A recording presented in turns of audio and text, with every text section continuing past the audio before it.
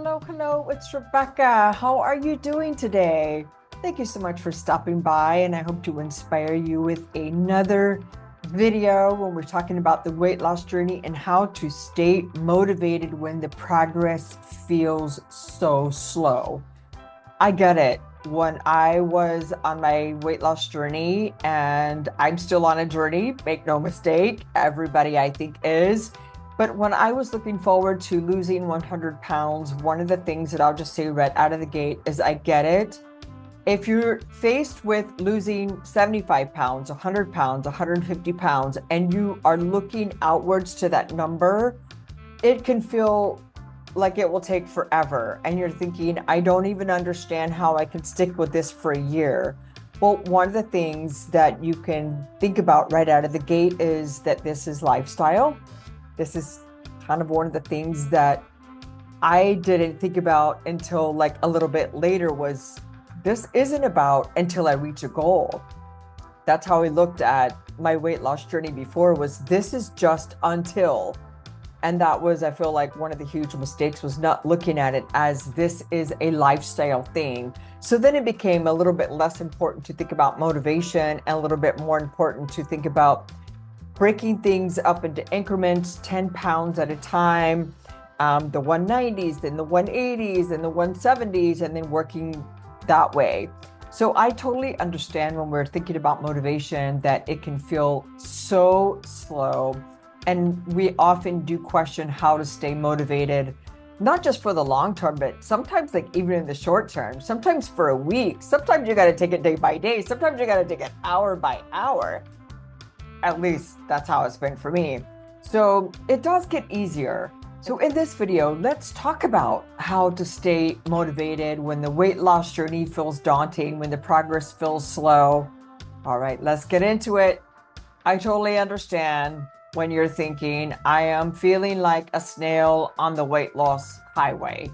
But hey, slow progress is still progress, right? One thing that's really helped me a lot is celebrating small wins like they're big wins. Because dropping 0.2 pounds at some point when you get to that place in your journey, you're thinking, hey, that's like finding a $5 bill or a $20 bill in your pocket. Definitely worth a happy dance. I believe that there is power in celebrating every single milestone, no matter how small. And you could think of it like, okay, you drink water instead of soda. Boom, freaking awesome. You parked further away to get more steps in. Step queen in the making.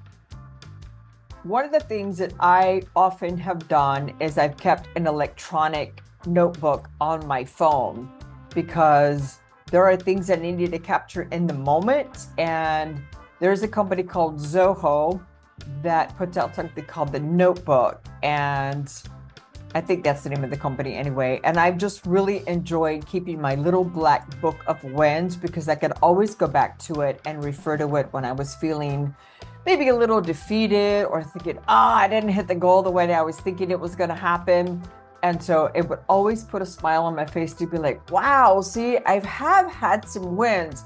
But you know what? If we don't write them down, if we don't capture them in the moment, if we don't put them someplace, whether it's on a piece of paper, in a jar, then sometimes when we need that extra pep and that extra motivation, that we can't go back and refer to them, because don't count on remembering those beautiful moments in the moment when you are feeling a little defeated, because it just doesn't work that way.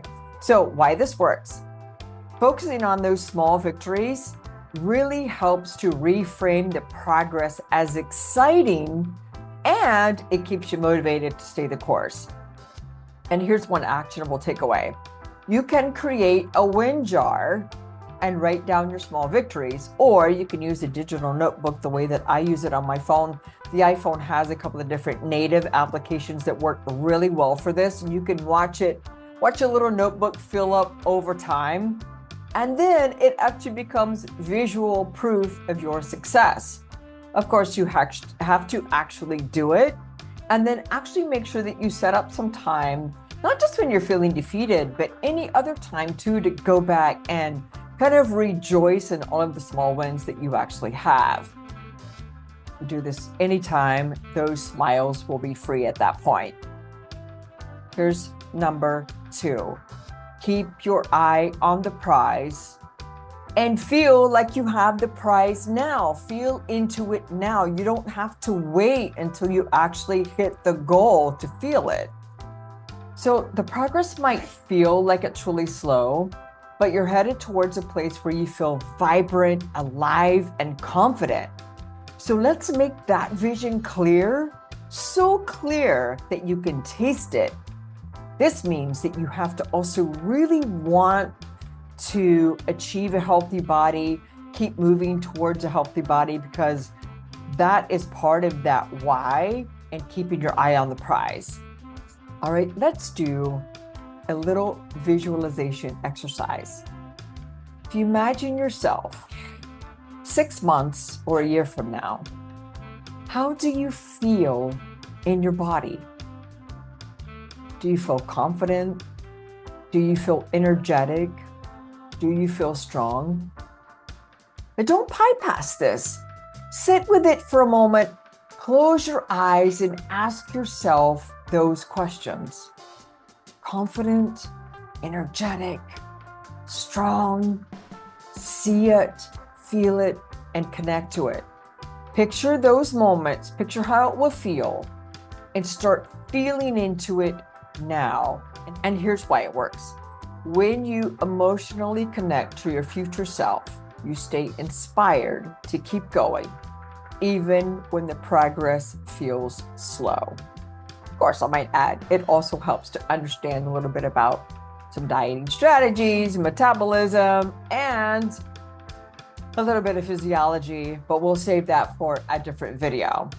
But remember, this is a continuous journey without a destination, because you just keep going. You just keep moving through everything, and you just keep learning and implementing, discarding, implementing, discarding, implementing. That's the way this works. So here's one actionable takeaway. Take 5 minutes each morning to visualize your vibrant self, your confident self, your strong self, the one with the muscles that you're creating, and jot down one reason why you're proud of yourself thus far.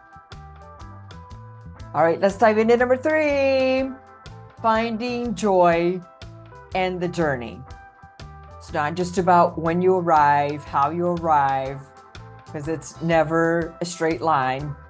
Let's stop treating this like a boring road trip, and let's make it an adventure, complete with pit stops for joy. So let's shift your focus. Let's work on shifting your focus for a moment.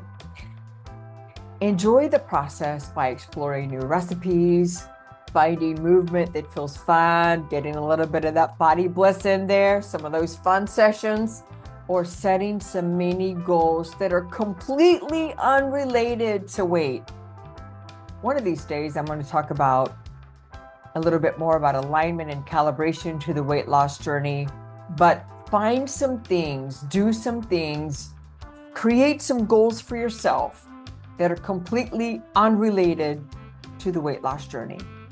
Make the journey about how you feel today and not just the number on the scale or the tag in the clothes, because small, medium, and large is not who you are.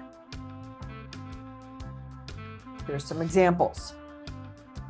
Try cooking a colorful, nourishing meal. How is that not a win? That's like feeding your body a love letter. You could try taking a dance class and then laughing through the whole thing. Wouldn't that be a win? I probably should have tried that the first time I ever took salsa lessons. So again, takes one to know one.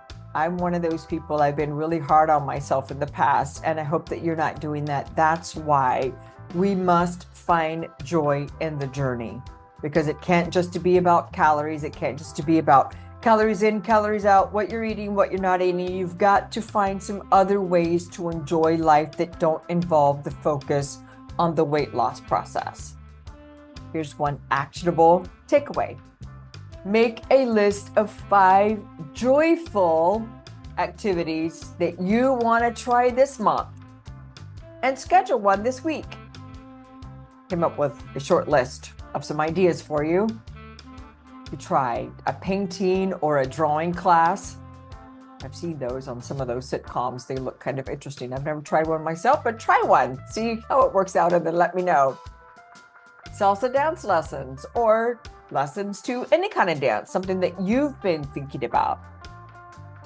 What about a hiking adventure? I love hiking. I love just exploring. It doesn't have to be hiking where you're climbing a mountain for 3 miles. It could just be an exploring adventure, you know, going to some of the best trails that you have in the area, going to a beautiful park.